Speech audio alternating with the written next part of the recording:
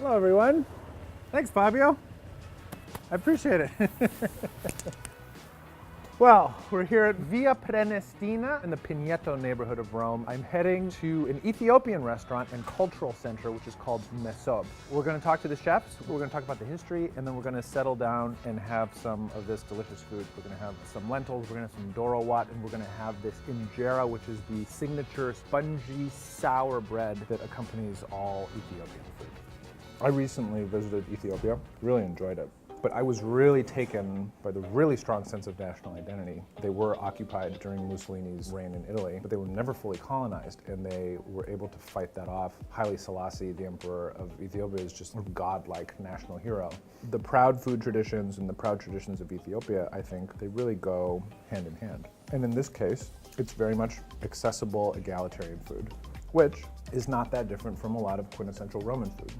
Is there much of an Ethiopian community in Rome? Are there a lot of Ethiopians? Many. The influence of Italian are very strong in Ethiopia. In the time of Mussolini, the Italians were there, so we share many things. Regarding colonization, we are not colonized with Italian, but for 5 years Ethiopia was colonized by Italians. For five only years, There was occupied. But there was an Emperor Haile Selassie.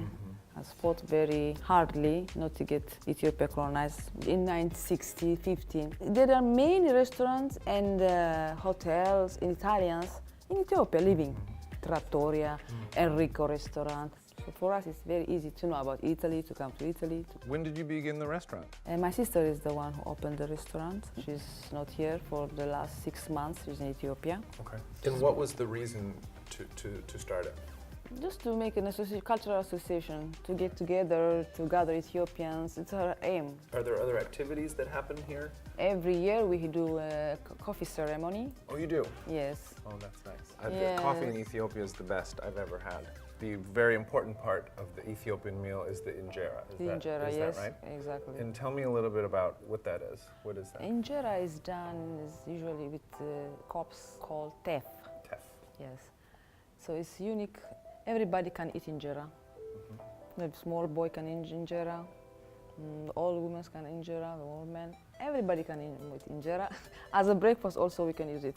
But the process is not easy to make injera because it takes time for the fermentation. Yeah. Sometimes it takes 3 days and 4 days, sometimes in 8 days as well. So there is fermentation involved fermentation, in yes. making that injera, and that's why it tastes a little bit sour too. Sour, Is yes, that yes. So Ethiopian food are based mostly in vegetarian food. right? Okay.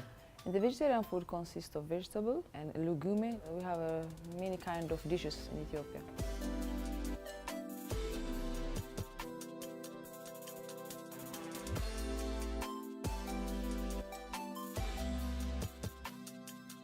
The most essential part of the Ethiopian experience is the injera. It's got this like spongy, sour consistency. I'm just gonna take some off. You can see it has these little bubbles from where it ferments. It really absorbs a lot of the flavor in the different dishes here that are set.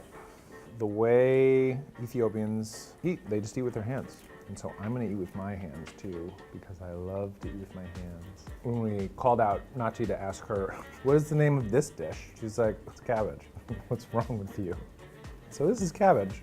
And this comes with potatoes, peppers, carrots. We have some green beans and cooked in olive oil. It just has a nice softness. And then this yellow coloring comes from turmeric. It's also gonna get some flavor. I would describe it as a mild curry. It's not gonna have that overwhelming cumin-y taste that happens with a lot of curry. So much of Ethiopian food is vegetarian, but also meat is eaten. So we have some beef here, and we also have some chicken, which is in this very special dish called doro wat. And that is going to be a stew that takes half a day to make and is flavored with 7 spices, cardamom, cumin, fenugreek, and some other spices. And then some stewed chicken, hard-boiled eggs. It's like a bitter, earthy, and yet slightly sweet, slightly fruity mixture. But a lot of these spices are musty, nutty, mushroomy, like of the earth. I really like it. Like a lot of the Roman dishes that we've had, the cacio e pepe, the carbonara, which are the quintessential Roman dishes that are very affordable. This is the kind of food that really everyone in Ethiopia is going to be eating. The very rich and the very poor are going to sit down to a plate of lentils and injera, and that's the tie that binds the Ethiopian people. I really hope you enjoyed this episode of Dining on a Dime from Mesop Restaurant and Cultural Center in the Pineto neighborhood of Rome.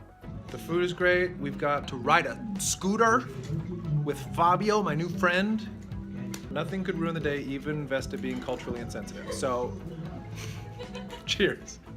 That's it. This vlog is over.